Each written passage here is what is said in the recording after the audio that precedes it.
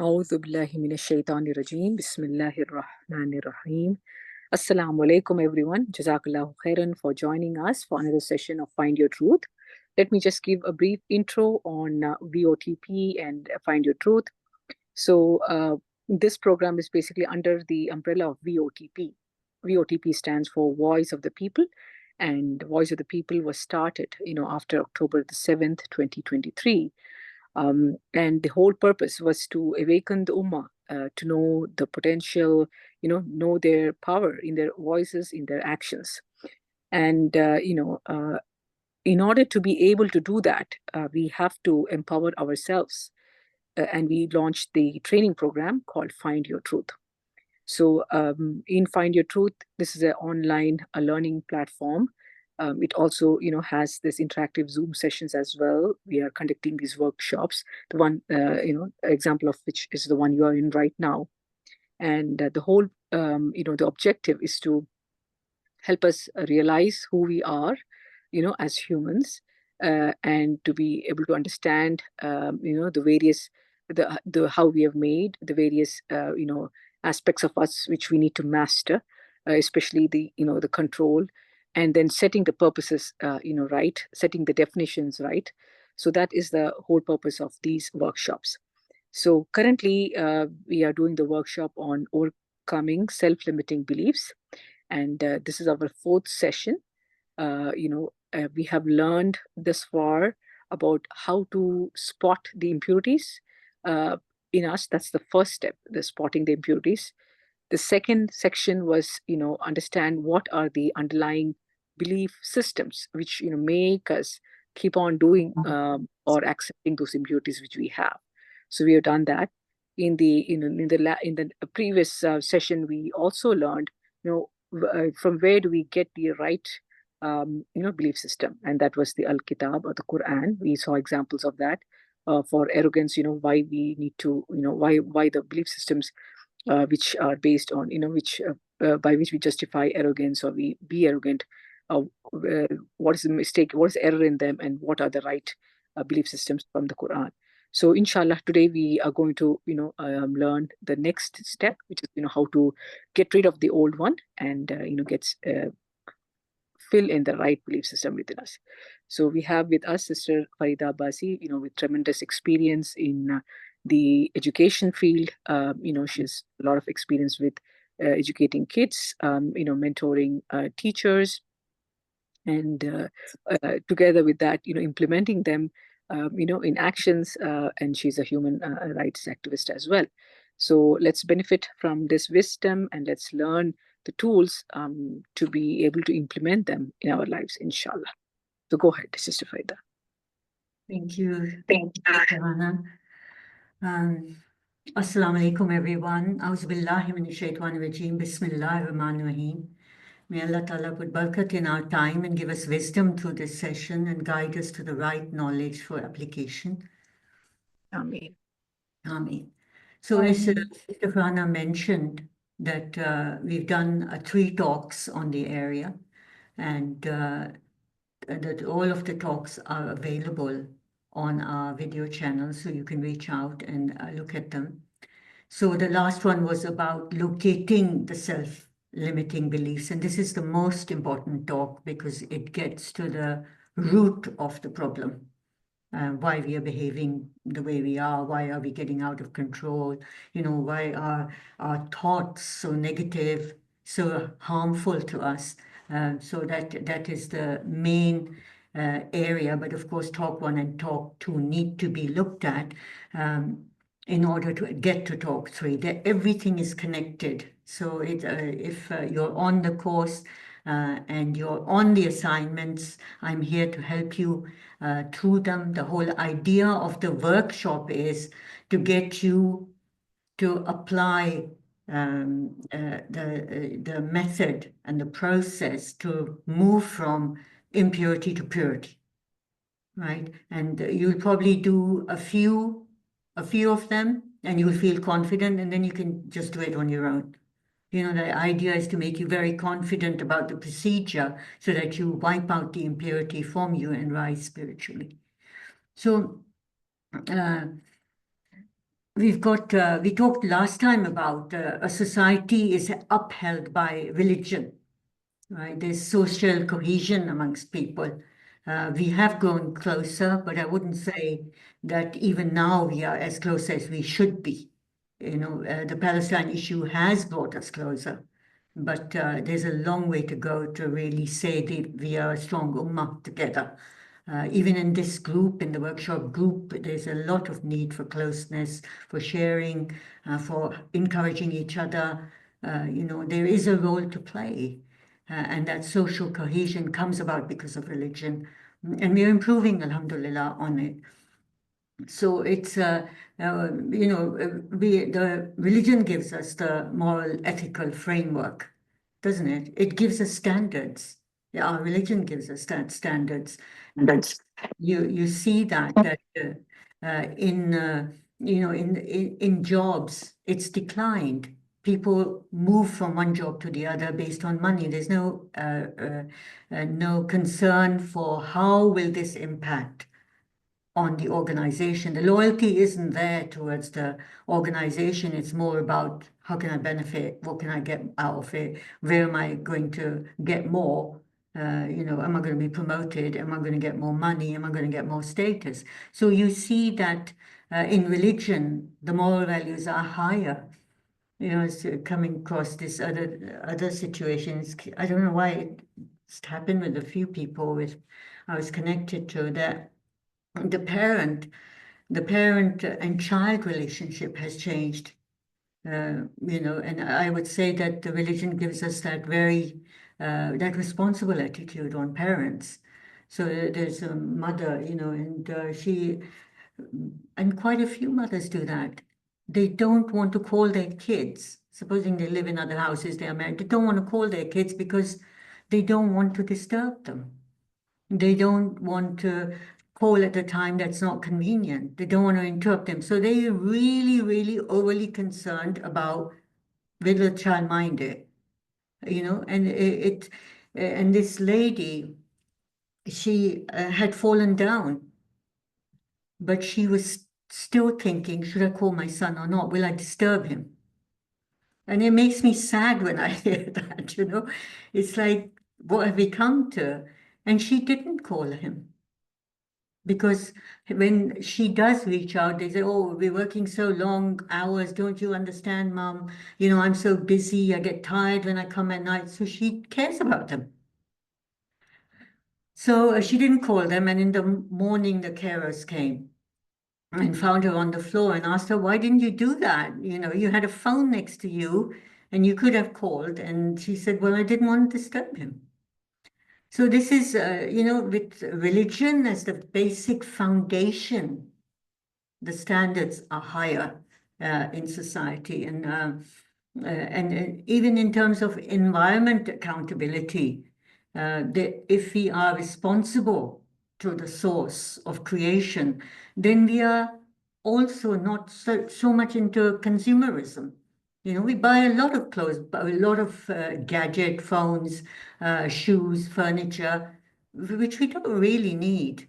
I've started keeping a very close eye on, do I actually need this? Can I do without it? My husband is I mentioned it, he's in hospital and he didn't have a clock next to his bed. And I thought, okay, I'll buy one for him. And then I thought, I've got mine, I'll manage. So that, and because if you start thinking I have to be responsible to God, I have to say, where did my resources go? Why did they go there? So you start to be more caring about the environment resources and where you're spending your resources. And in terms of future responsibility as well, if you're connected to religion, if it's the foundation of everything, then you would be concerned about the banking system. We should have been concerned long time ago, don't you think? It's gone worse and worse, it's gone declined. And we would have been deforesting, cutting out all the trees. It was happening. We were all awake, but we didn't do anything. The political system, it's in shambles now, and we're waking up. We are waking up, but I'm saying that if the religion bond is there, it's as a foundation, we would be doing a lot of things much earlier on and be responsible. And the religion impacts on the culture. It does. Does the culture show adherence to religion? What do you think? That's the first question. Does it show adherence to? You can answer in the chat, or you can share your views.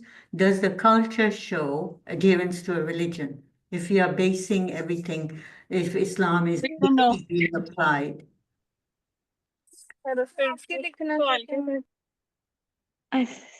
To some extent, I guess. Oh, okay. Not completely. Yeah. So if you were truly applying religion, would it show if you were accountable to Allah Ta'ala for climate change, right? If you were accountable, would it not show up in culture? It will show up in a lot of places. It will show up in education. It would show up in our how we treated the environment. If we saw somebody cutting down trees, we would do something about it. Because we've got to leave clean air for our children to breathe. At the moment, we've got pollution everywhere. So it is something that, it does impact the culture. So it's very much, even if, if it's applied ritualistically, religion, then you're not talking about the culture. That's not really religion being applied, is it? Anyway, so let's see this in this one. We call this the age of freedom. We talked about secularism last time, and we said why does religion lose its power? Because it was, a major force, and through it, it was dictating law, it was dictating right and wrong. And why did it lose its power? Well, because it became, to an extent, unethical. It was committing atrocities, injustice came about, child abuse comes about, you hear about it, and discrimination is there. Authoritarianism was, I know. It's becoming like the person themselves become God rather than leaving it to the Allah Ta'ala for He's the creator, let's follow Him and His laws. So people lost trust in them, and the secularity was born. And what is secularity? It's basically a government neutrality. So they don't believe in any kind of religion. Religion does not come into force in making any decisions. That's how a secular government will operate. And individuals within it can do whatever they like with the religion belief they have. And we see a lot of people calling themselves Muslims, but the application of it varies. I mean, actual, how does one behave varies. Because that's, again, part of secularism, that you can go about doing whichever way you like it. When Allah Ta'ala says, Siratul Mustaqim, it's one path. You have to follow that path. There isn't a million paths to go. So in the absence of deen, who is ruling? This is question number 2. What would you say is the answer to that? The few people, in power, Yeah. So who, the people in power, like in government or something, like a political power? Yeah. Yeah? And the corporate power, Yeah. Corporate power, yes. Okay. So basically what is being assumed, why will secularism work? Why was it assumed that it would work? It was assumed that people will operate on their fitra. They would be in true self, and they will do what is right. That was the basis of secularism. But that is not possible because a whole life is about a test of being in true self. And that is our test. We are going to make mistakes. We are going to go wrong. The question is, do we put it right? And secularism doesn't show us that as a senior goal on the way to live. So it promotes logic and reason, it lives by that, and offers us several paths through which we can progress. So the next question that you have to answer, and please participate in this. What are we gaining in this age of secularism, in this so-called age of freedom? What are we gaining? What do you think we are gaining? Everybody's out for freedom. You're saying it's better than before. Okay, Sister Bisma is saying selfishness. Shazia Zaib, Sister is saying we are not gaining really. Yes, Sister Shazia, you feel we are not gaining. Yeah, yeah. Individualism, ability to make, yes, ability to make choices. You could say there are choices, and one would say probably there are choices because when religion was ruling, the choices were not as they should be. They were there always, but they were not being given in the name of religion. And so we feel, oh yeah, we have choices now, right? So we'll take this up in the next talk as well. So please do think about this area because this is directly impacting on you and your children and on the generations to come. So this question as well, what is the impact on us, on our loved ones of this age of secularism? So we were talking about gain. Now we're looking at impact. We need to look at impacts. How is it impacting me? How is it impacting my families? Because we have to be ready to protect them and to know what to do, right? So this is a question, would anybody like to say anything about it?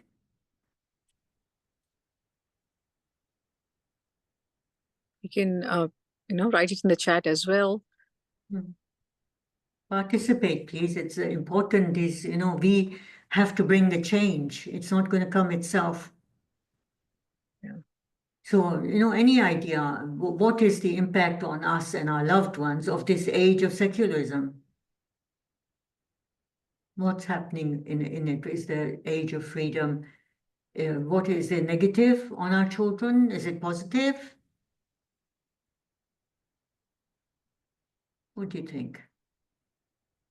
Okay, so we are getting away from each other, family breakdowns. Okay, yeah, it's kind of accepted, isn't it, that divorce rate will be higher and people won't get married or there'll be issues in families and you just have to tolerate it. So yeah, okay, less connections, all right.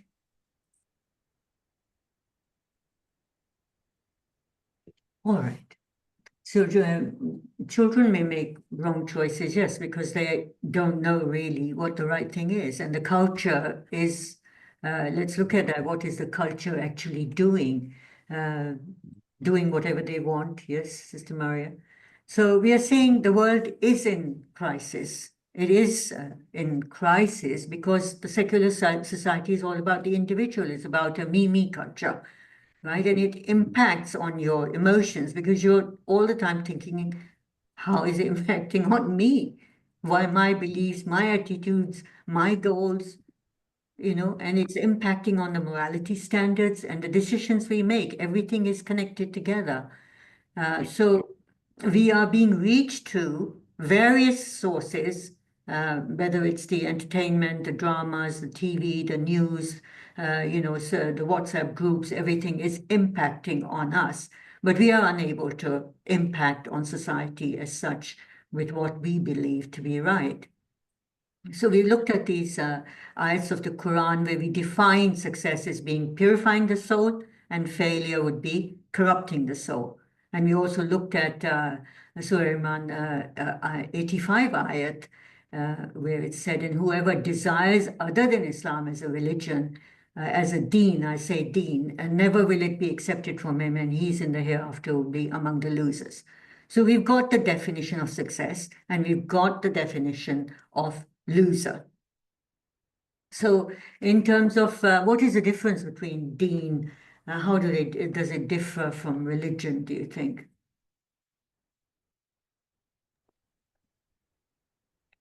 Anybody has got an idea? Yeah, well, I think Deen is a system, like set of rules and principles we follow. And the religions are actually, in religion, I think there are more like faith and beliefs, I Yeah. guess. Yeah, that's a good way to put it. So Deen is, as you said, a system, and it's a Yeah, system. It's not just laws. It's not. yeah, Deen applies to me as an individual every moment of my life, to my family, which is the smallish social unit of society. It's a whole system, how it runs, how I think, how I do, what is the way I act. So it doesn't never leaves you. It's part of you if it's the Islam Deen. Deen could be any kind of Deen, but we're talking about Islam where Allah Ta'ala is saying, this is the system. This is the only system. There isn't any other system. yeah, So in terms of, can true purpose of life exist without, the deen of Islam being the foundation of everything? That's a question for you. Can it exist without the deen, foundation of everything? Everything. It can't be true purpose. I mean, it does exist, and then we end up with things like lower morality and injustice and all of that. So Yeah. all the other just mess it up. That's very true. It can't exist. If we, yeah, it is everywhere at the moment in secular society. We are off that deen in every sphere of life. exactly. Yeah. So why do you think people accept secularism? Because, well, in my opinion, it's like more attractive. Like they tend to go to individualism or like freedom. Freedom, I guess, appeals them. Yeah. So it's like a little bit less responsibility in Yeah, secularism. You do whatever you like. It's more about, as we said, the me thing goes on. It Yes. attracts people. So I can think about myself. I don't have to think about the environment. I can do whatever I like with my time. I can spend time the way I wanted.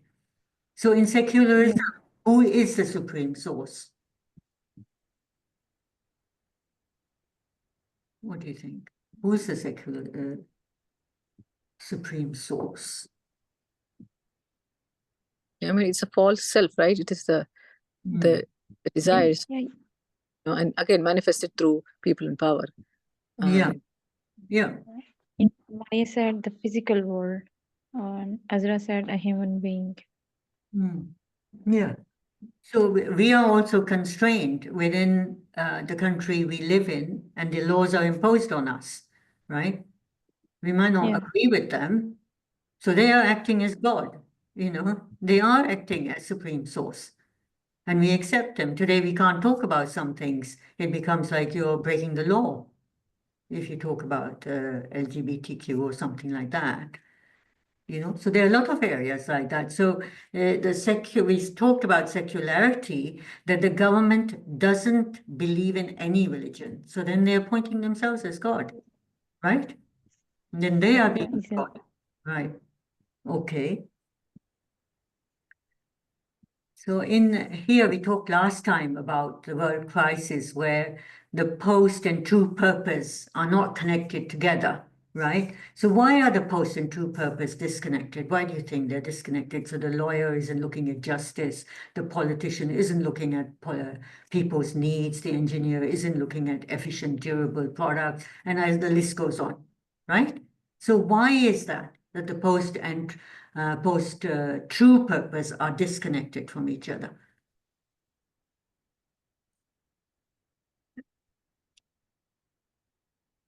Please go ahead, unmute yourself. You can share your thoughts, or you can write it in the chat. Share your thoughts, yeah. What do you say? Or write in the chat if it's, it would be nice if. I think when we said that when we don't follow the religion one path, then everybody just try to do whatever they want. So and also religion also keeps you on track because that you are accountable.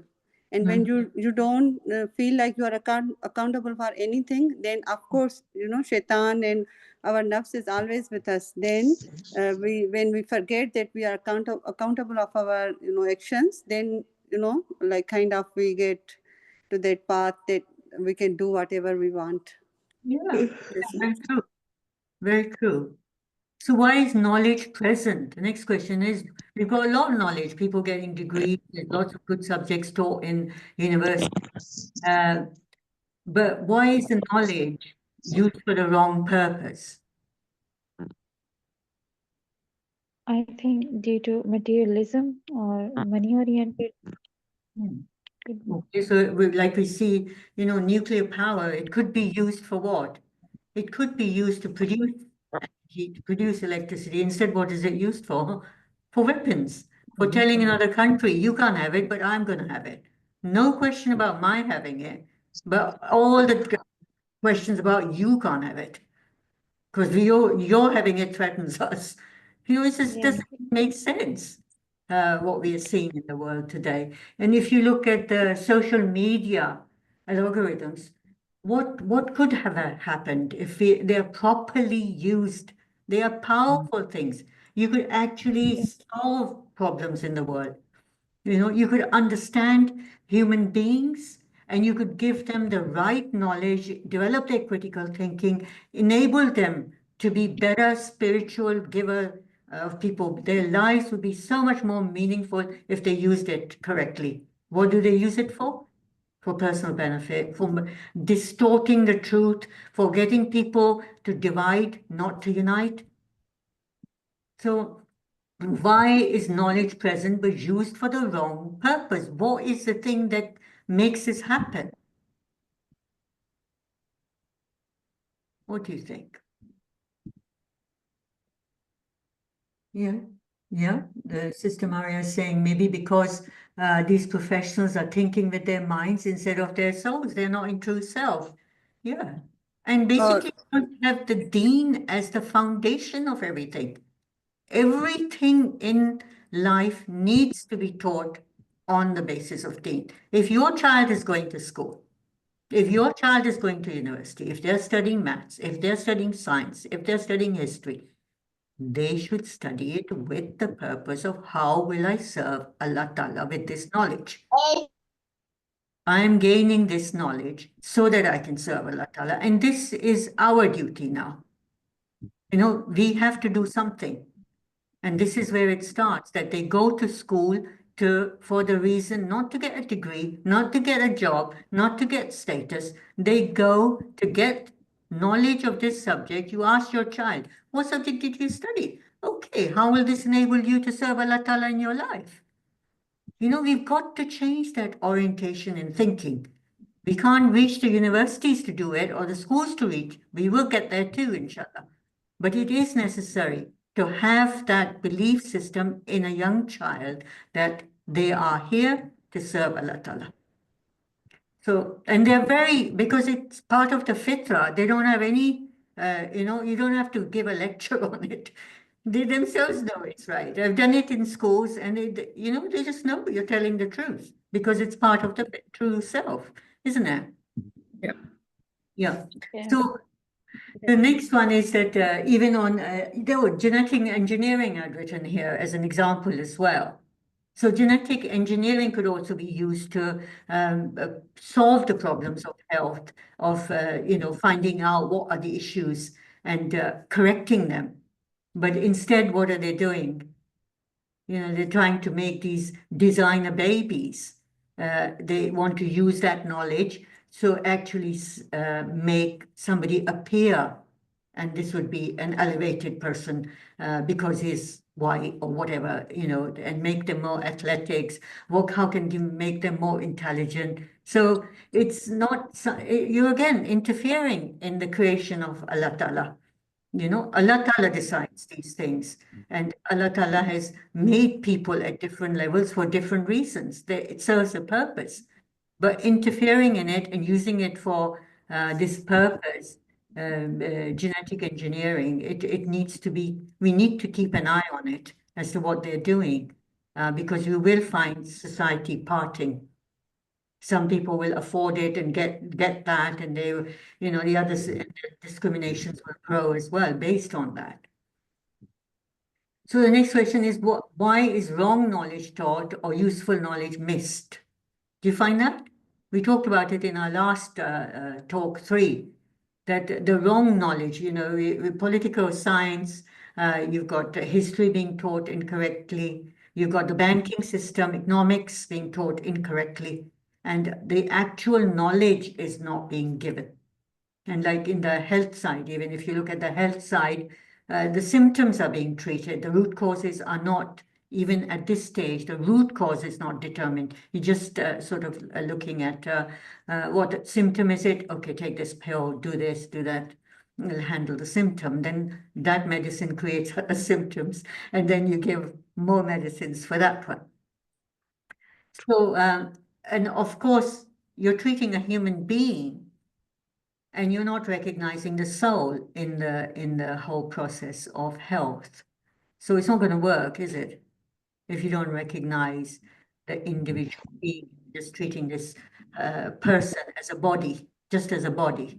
They started getting into the mind now. They have started seeing that as something that is influencing the body, but it's basically behind it is the soul is not in a good state to have problems with the health and with the mind as well. Right. So even in politics and banking, as I said, the knowledge is missing. So why is wrong knowledge taught or useful knowledge missed? Well, how can we answer that? How would you answer that? Why is it like that? And it's been going on for ages.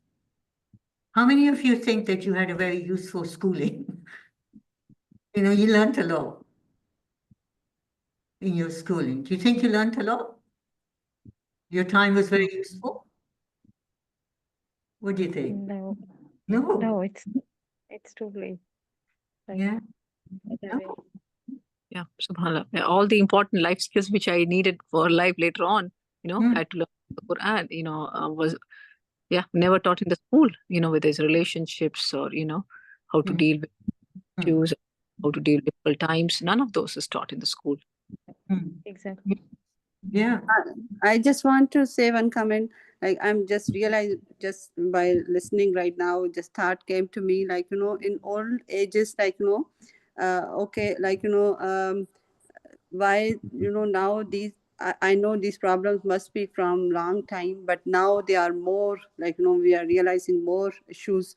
So in old ages, like, even our parents might not have that much knowledge, but I'm thinking like, outside influence was not that much. Like, we had just school, come back home. Like, we barely have any bad influence. But now what is happening, like, parents are so busy in their own, like, jobs, materials, or whatever. They are not paying attention to give the right knowledge, and the system is kind of like more and more, taking hold of our kids.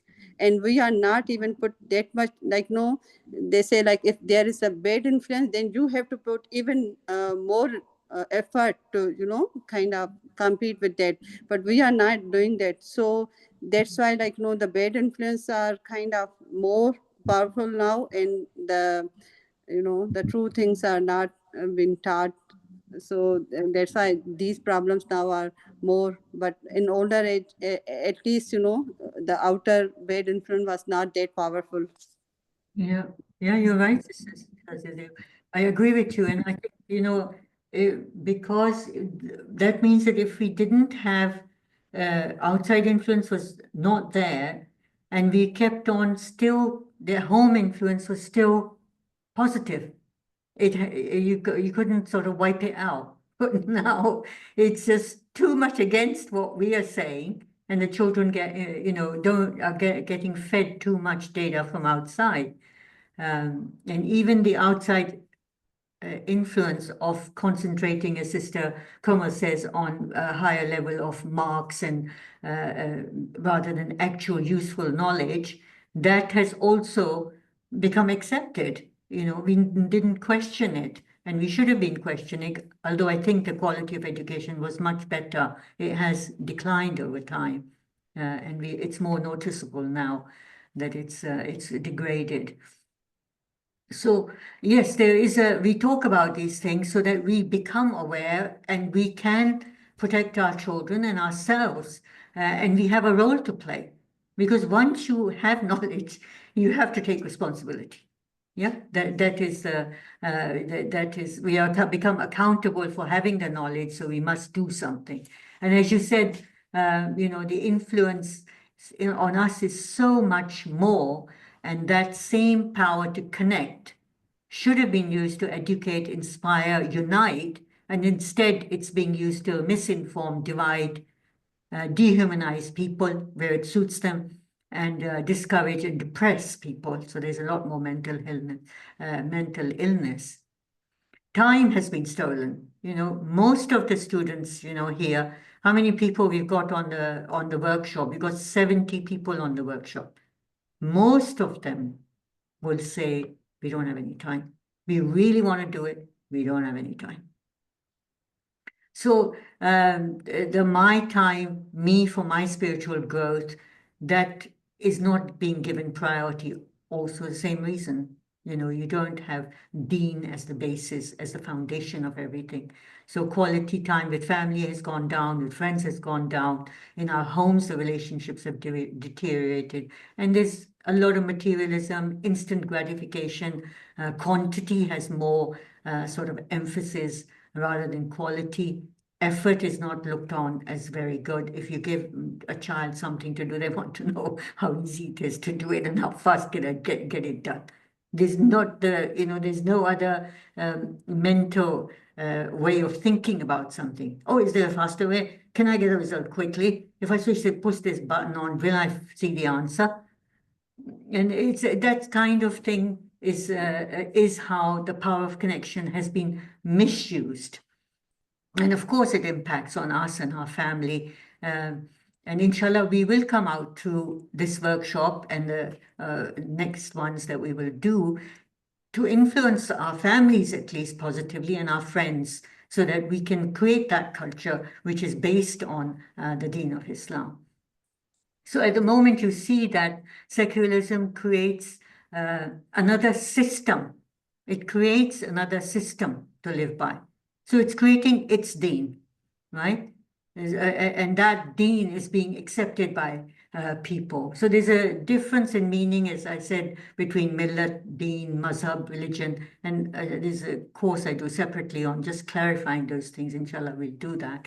But looking at it as a secularism, as a belief system, we said, why are people attracted to it?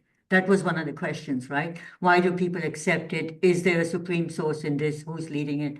And basically, secularism is based on reason, scientific inquiry, belief in human progress. These are all part of our deen, right? So we are attracted to it because we do want reason. We do want logic. We do want human progress. And then you go on to ritual practice. They have Human Rights Day or Women's Day or Teachers' Day or Anti-Discrimination Day. Everything we have in Islam, right? So we get attracted to these things too. So it's kind of being molded to align with the true fitrah. And we sort of say, oh, it's in here too. It's in here too. And the communities get made also to support grief and loss and this, that, and the other. And we say, oh, they're caring for people. So it's it's a degraded form of a belief system, but an educated or an aware person can't see through it. It seems okay. So the awareness has to be brought about so that we know that it is harmful and it's just giving a semblance, an appearance of being part of the fitrah when it isn't. All of it, it's an incomplete system which only portrays on the surface it's doing something and it's not doing whatever it's saying. Yeah, do you agree with me on that? Yeah. Yeah. So there is a question for you. How do we go about making the change? How do we go about making the change? What would you think? How should we go about, how will you go about making the change? Let's make it personal. Like Yeah. the very first step would be breaking beliefs, I guess. Doing what? Sister Kamas, repeat that. I said ke breaking beliefs or identifying. Yeah. So basically, it would start with you, would it? Would it start with you? Would you start, without yourself, just start telling and lecturing? Yeah. Start with us as individuals, start educating ourselves about our deen. So I agree with you. Change myself with knowledge. So Shah saying, okay, changing our belief systems and learning. It has to start with us, doesn't it? And that's what we're doing. We realized there was something wrong with us. So that is, alhamdulillah, that is progress to just realize that. So our mission is from impurity to purity, right? That is our mission. And we look at the ayat and we see that it says, surely my prayer and my sacrifice and my life and my death are all for Allah, the Lord of the worlds, the Rabb of the worlds. We are not doing this in nearly all spheres of life, are we? Are we doing this in all spheres of life? We're not doing it. What is the reason we're not doing it? What is the reason we are not doing it? We know this ayat, we believe in it, we want to do it, but why is it that we're not doing it? I mean, we're thinking that just doing rituals is good enough. Yeah. That's kind Yeah, that could. So, yeah. So we think that is enough. And we are happy with, okay, we have fulfilled this item. Yeah, I would say, yeah, the rituals are in the way. We haven't understood the deen properly, right? That would be that. That maybe the information or education on the deen is Right. lacking as what it actually is. And also, the standard of purity in secularism is very low. Yeah, and that really makes it all okay. I'm okay like this. Whereas Allah Ta'ala's standard is extremely high. We need to work very hard on that. So the secularism has an impact on the way we progress because something hard is just not accepted by a secular society. It's like, okay, this is too much effort. It's not for me. Okay, so we move to now the revision side and getting into it. I had intended to do all the steps today, but I don't think it would be possible to do that. Inshallah, I'll finish step C, which is of trying to, how do we make the new belief system? We spotted our belief system that we were not happy with, and we said, okay, this is running me. Now we're going to see what should be the new belief system. So we had, I'm not going to go through all of this. What is the basic realization you must have to move from impurity towards purity? You have to have the need for change. If you go and tell somebody, go and do this workshop, it's very good, and they are not in the need for change, it go nowhere. Your talk is nowhere. So I had started another course on how to get a person to come to the need of change. So that we'll inshallah do at some point. I think a lot of us are concerned, how do we get the person to that point of need for change? And what question, we've done this in our previous talk, what within you do you have to monitor? You have to monitor your emotions, you have to monitor your thoughts, and you have to monitor your actions. How often does this need to be done? It needs to be done all the time, every single moment, every single second of the day. What attitudes in you will prevent you seeing the impurity? Well, the arrogance will, a victim mentality will.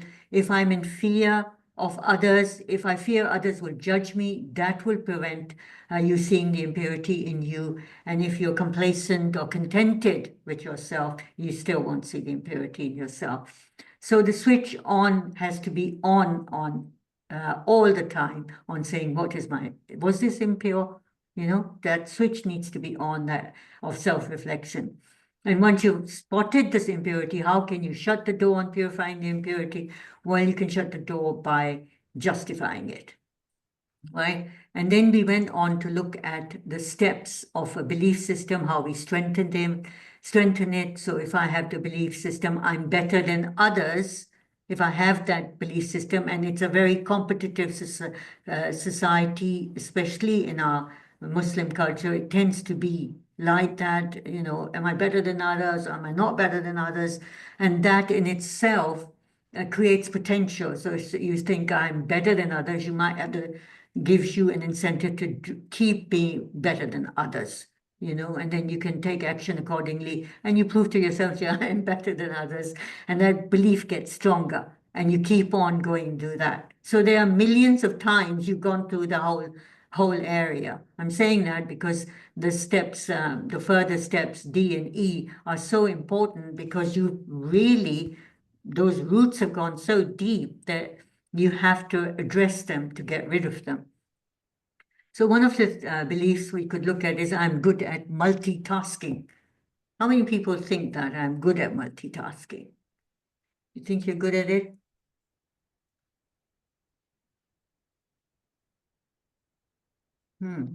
Well, you know, if you think you're good at multitasking, what's going to happen if you have that belief system?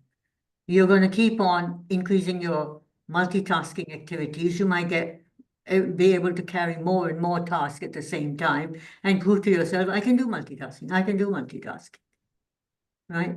And I think as women ourselves, we tend to learn to do multitasking when we have a baby, you know, and you're doing so many things at the same time and you have no choice.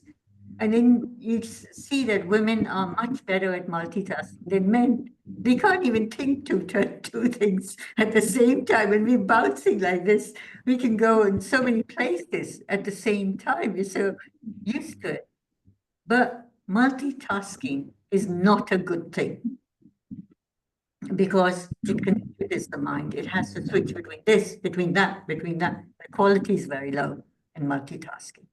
So I noticed that some of the, you know, our students try and listen to a video while doing something else, and then they make the errors because they're not really listening. You can't, you know, you can go put the speed up and do that, and that's okay. But you're doing one thing at one time, do it to the quality standards. So the belief system, I'm good at multitasking, needs to be changed if you have it. And multitasking is not an option for me, will improve your life. Because then when you're talking to your child, you're talking to your child, you're listening to your child. And similarly with the spouse. So don't try and do 2, 3, 4 things together because they pick up like that your attention's not there. You know, I was doing multitasking and my son said to me, what did I say, Mom? And you can even repeat it because you're listening, but you haven't understood it. You know, that is the power that Allah Ta'ala has given us. So I got away with it, but I realized I shouldn't have been doing that. Anyway, so we've done step A and step B, and we're going to do step C, inshallah, if Allah has time. And we're looking at arrogance.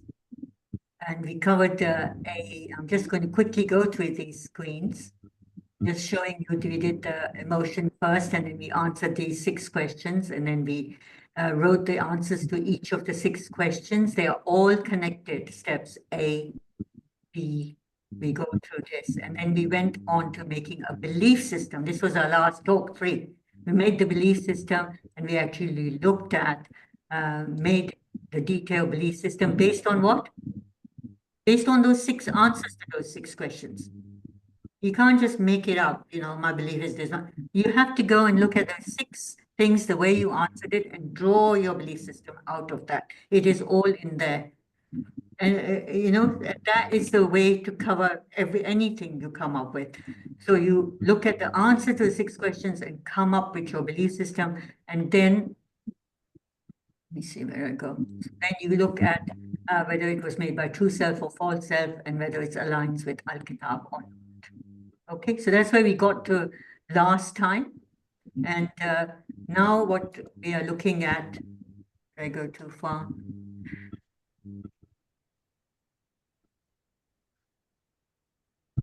So step B we completed here, and then now we are on step C, right?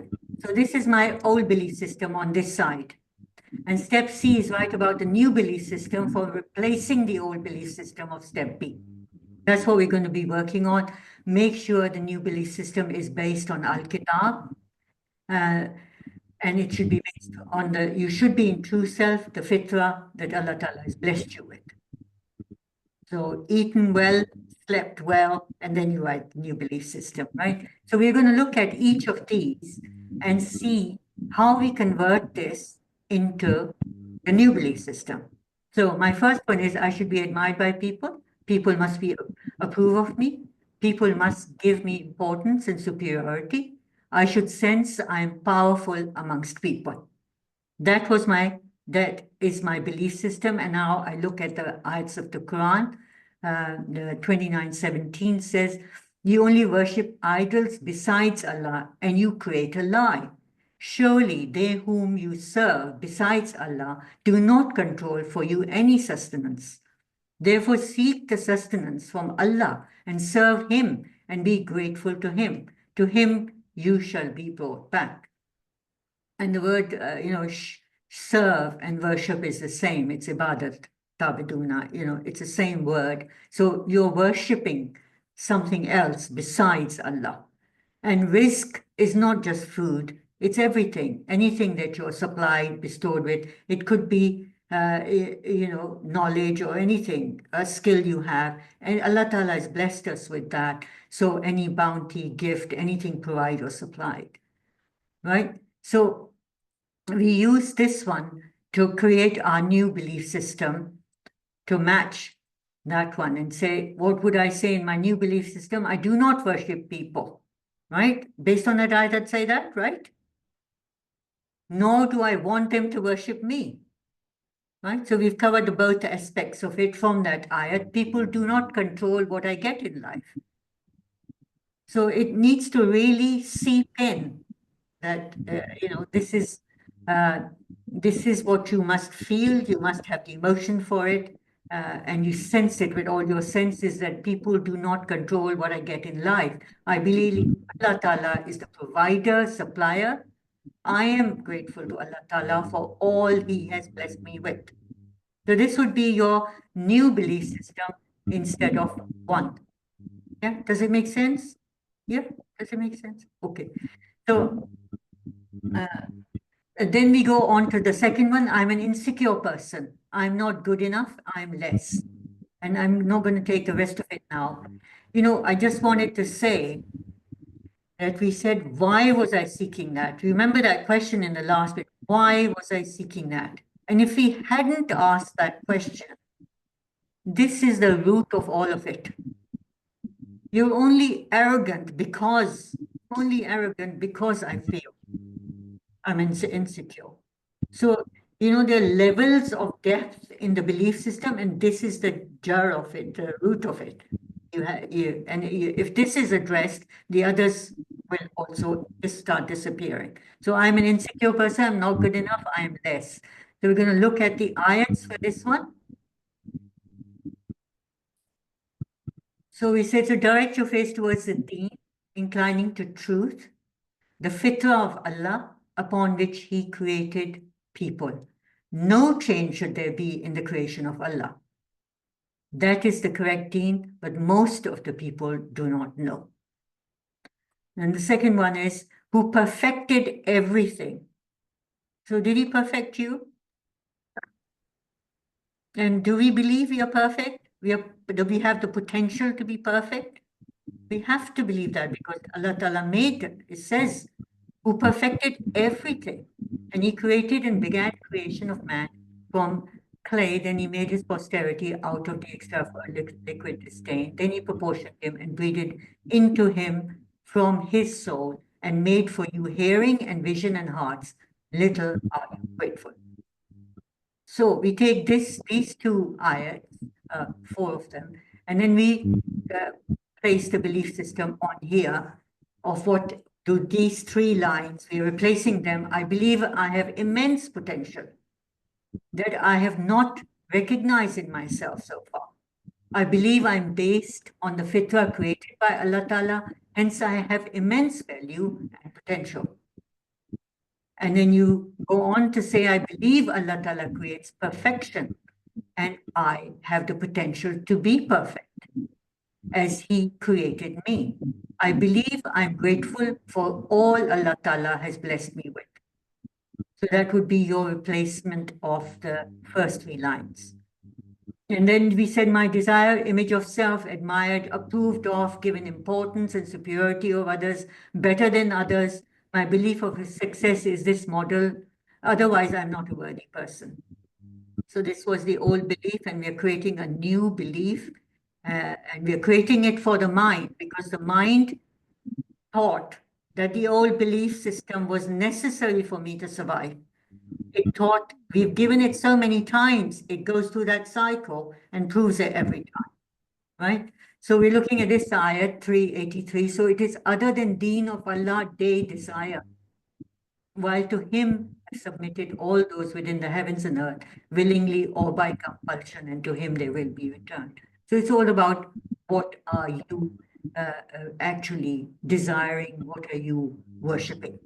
And there's a separate course on worship, you and worship.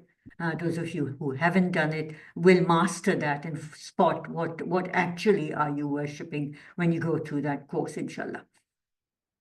So this bit over here, the belief system becomes, I submit to Allah Ta'ala and not to people and cultural norms, right?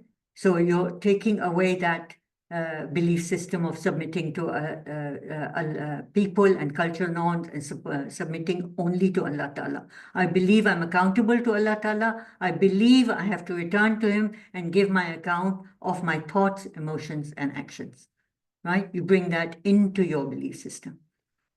And then we go on to the next one. Okay, my finger bounces back on here. I value the model of success in society, right? So we had one ayah to add to the previous one. And that is, have you seen the ones who take as his God his desires? Then would you be responsible for him?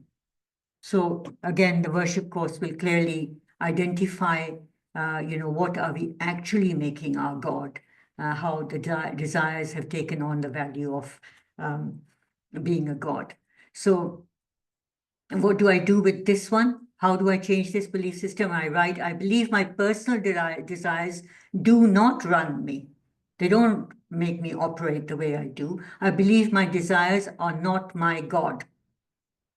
I believe I'm responsible for my desires and myself to gain the protection of Allah Ta'ala, right? So you say, my God is Allah Ta'ala and only Allah Ta'ala. You write that as a positive belief as well. And then we go on to number 4. When with people, I must be getting attention, must feel respected and included. I must copy those who are considered important and respected. And the ayats we look at here is 4:139. Yet to those who take for friends unbelievers rather than believers. It is honor they seek. Among them, nay, all honor is with Allah. And the word honor used is izzat in there. And in this ayat 3, around ayat 26, it says, you honor whom you will and you humble whom you will. And again, it's the word vatu izza man tasha, vatu zilla man tasha. So it's again zillat and izzat being looked at. You will in your hands is all good. Indeed, you are over all things competent. So Allah Ta'ala is saying, you, Allah, honor whom you will, and you dishonor whom you will. In your hand is good. Indeed, you are over all things competent. So that is the power of Allah Ta'ala. It is not in the people's hand to give us respect or disrespect, right? So now we answer that with, I believe honor, respect, dishonor are all in the hands of Allah Ta'ala, right? And I believe I choose friends who exemplify belief in Allah Ta'ala and above, yeah? And all the ayats above apply as well. So we'll be protected by Allah Ta'ala if we actually believe this, that Allah Ta'ala is responsible for our honor and respect. and our dishonor. So we move on to number 5, and then there's 6 only. These were our beliefs. I accept that what my mother says, I copy what she does, I define her as successful. So we defined what success was. The ayat tells us what success is. It isn't what mother or father or brother or sister does or uncles do. It's just if you purified your soul, you're successful. And if it's failure, if you corrupted it. And whoever desires other than Islam as a deen, that is in every second of your life, then never will it be accepted from him, and he in the hereafter will be among the losers. So changing that into a belief now, we are saying, I believe success is defined as progressing from impurity to purity. I do not follow other definitions of success. That is what you're making your new belief system. I do not desire other than the deen of Islam. I do not want to be a loser by desiring other than the deen of Islam. So that completes your step 5, and we've got one belief only left now that we have to handle. Superiority is gained by putting others down. Life is a competition. I must compete. To be successful, I must win. This is what came out of the 6 questions that we did, right? And we say here, and do not turn your nose up to people, nor walk pridefully upon the earth. Surely Allah does not like whoever is arrogant and boastful. And ayat 146 of Surah 7 says, I shall keep away from my ayats those who are arrogant. And the hadith says, no one will enter paradise in whose heart is a mustard seed of arrogance. So one more, there is the life hereafter, which we have prepared for those who do not want to impose their superiority over the others in the land, nor commit evil therein. The happy end certainly belongs to the pious ones. So we make the last belief, the new belief here, saying, I do not believe in being boastful, prideful, and arrogant. I do not believe in imposing my superiority over others. I believe in making myself pure and servant of Allah Ta'ala. So that would kind of give you the list of all your new beliefs that you set up. Does that make sense? Does Yes. that make sense? Any questions on that? Any questions? Everybody's happy with that? I know it's quite a lot, but because the recording is there, and those who are on the assignments, they can always listen to it and, get more from it or ask me questions. I think students are saying it's fine. Yeah. So I don't really want, did you want to say something, Sister Farhana? Yeah, one question I had was, how do you pick this ayat from the Quran? Like, do you, is a easy way you put in the words? Can you pick up those ayat? Is how to make it easier to, pick the ayats which are countering your. Well, you can always go on Google and ask for, something and what ayats are there on this and look at that. That would help. You can look for hadiths on that as well. So that would be helpful. And also by regularly pondering on the Quran, one tends to also then remember this was said or that was said. I must go, and so you kind of recall that, inshallah. Yeah. Yeah, okay. So now I think what I don't want to do is carry on with step D and E. I'm going to leave that for next time. And we're going to go at your homework, which would be the assignments where you are at. So you would do the step C. Step C would be the homework for those who are progressing. And if you haven't reached there, then you can, continue where you are. Do we, at this point, we take any question, answer, and we give the survey form? Yeah. Does anyone have the survey form, or do I take it? Yeah. It's already there. The Sister Kanwal already put it in the chat. So please, survey form. It's a very short survey form this time, a very short one. So you don't have to think a lot. The workshop hasn't quite completed, so one of the questions, it won't be that applicable. You could give your view on it, right? We give you 2 minutes to do it. It won't take long to do it. Last time I said, people said it's taking longer, and then they don't do it when they go away, So I'm going to request you to please do it. Now it's just going to take you less than a minute.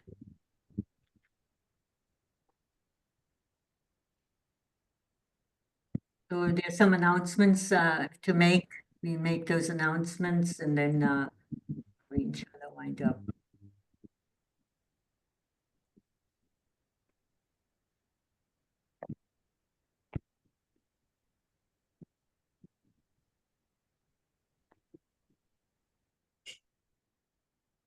If you've done the form and you've got any questions, please don't hesitate to ask. Does it seem easy or is it hard? You find it hard or easy? I've got one survey.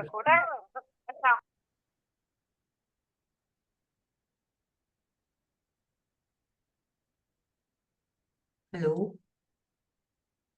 Does the procedure appear simple or hard?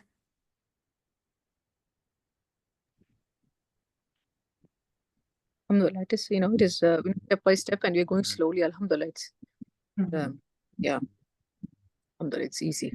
All, everyone should fill it, including staff, just fill up the form. So we have an idea. Is everybody doing the survey? Are you doing the survey? When you've done it, can you write done in the chat? All right. All right. Ma'am. Thank you.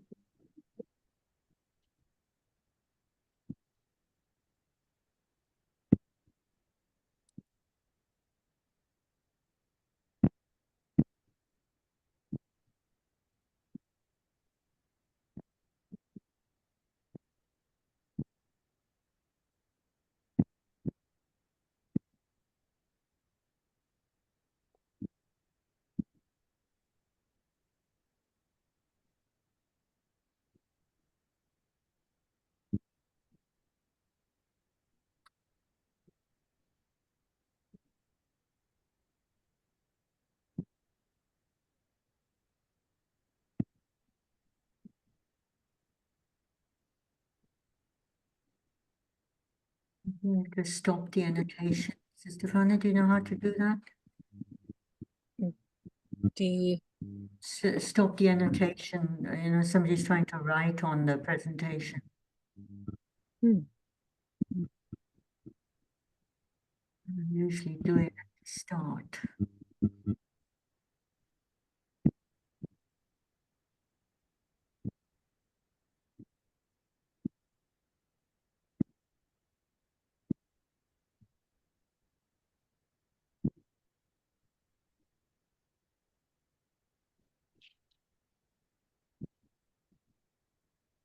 Okay, is everybody done? Are you writing done in the chat? Yeah, we have 5 turns already in the chart. Yeah. Good. Not very long, is it? It's a short one. It's a very short one. Yeah, it's a short one. 6, 7.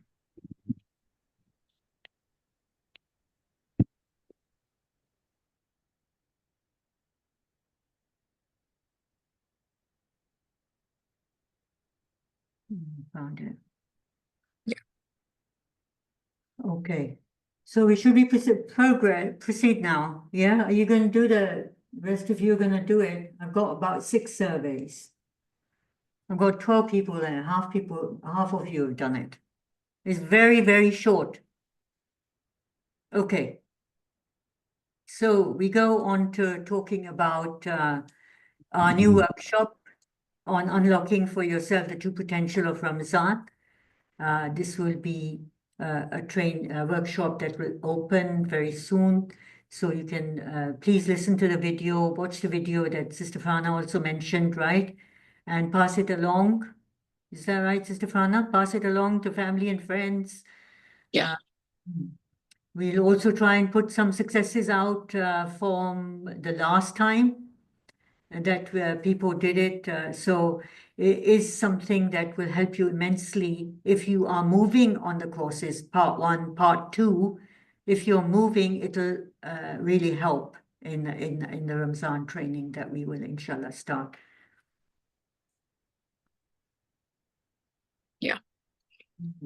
Okay. So, subhanallah, this is the second time we are doing this, the Ramadan challenge. So this is the second year. We have done this last year. Alhamdulillah, people benefited from that. So we'll inshallah put the testimonials out. And, subhanallah, it, in your truth, a training program to empower the Muslims of the Ummah, we have been, offering workshops as well as online course, so we do have a few asks of people, who are benefiting from this, So if you think this is valuable, what we are doing here at Find Your Truth, then, we, our ask is, one, please, forward the recordings we have on a website, please like them, please, put in your comments, your sincere comments, if you have any. So that's one ask we have. The second ask we have is, follow our social media page. We do have a Facebook page which is going to which is going to come on. So please go ahead and follow that page for us, and spread it around to your friends. And the third ask we have is our Ramadan this challenge workshop. We have a flyer as well as we have a small video by Sister Farida explaining what we are going to be doing in this Ramadan challenge. So please forward it in your all WhatsApp groups, and all your contacts. You can put it on your social media as well, and with, of course, your personalized message of what value you found in this. So subhanallah, this inshallah will be a big source of you being a part of this mission, in spreading and outreaching, and forwarding this content which in which you see value to others as well. So jazakallah khairan. So just following up on that with what Sister Farhana said, this is so kind of the roadmap, just showing you a little bit about it, that those of you who started on control will go on to part 2, know yourself, part 2, you and your parts. So you identify in this course who you really are and what are the parts, what is the purpose of each part, and how do you, who should be in control, who should be in the, in the driver's seat. And then once you finish that, you can go on to UN Worship course. It's recommended you do that, and this workshop that we've currently got, ongoing workshop on overcoming self-limiting beliefs, this can be done at the same time. So this gives you practice on part 2, you and your parts, to actually get rid of overcoming self-limiting beliefs now that you know your parts. If you don't know your part, you can't do a lot of this at all, right? And once you have done that, you move to pillars of society, which you learn about your purpose as a pillar. You are an important part in society. You learn about your purpose you define, and you learn about what is a family. There are other parts to pillars of society like lawyers, doctors. We want to set the standard for each one of them. But these two you have to do to move on to this course of building relationships and resolving conflict. So this gives you a little bit of an idea of your journey. All life is composed of relationships. So it's very, very key to master this if you want to bring change in the world. So this is the pathway. I would encourage all of you to move through it very fast.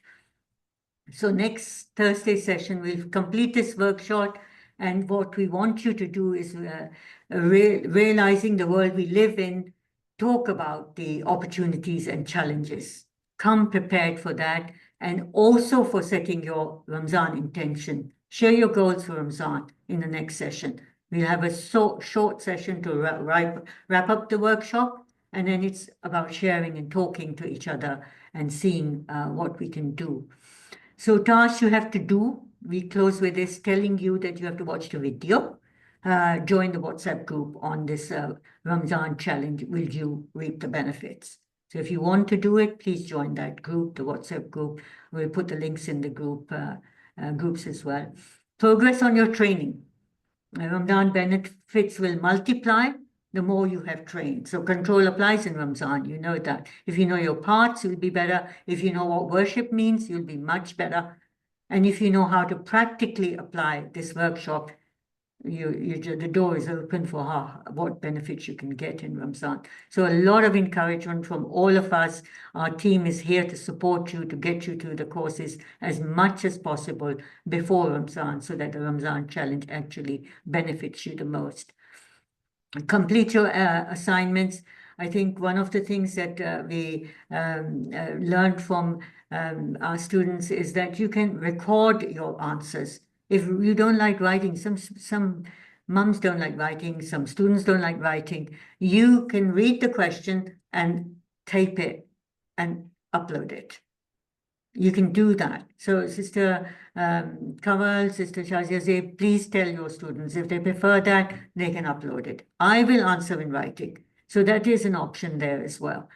Okay, so target yourself. Target yourself for what you will do this week. Have you got a target for yourself? This is one of the things that we miss out.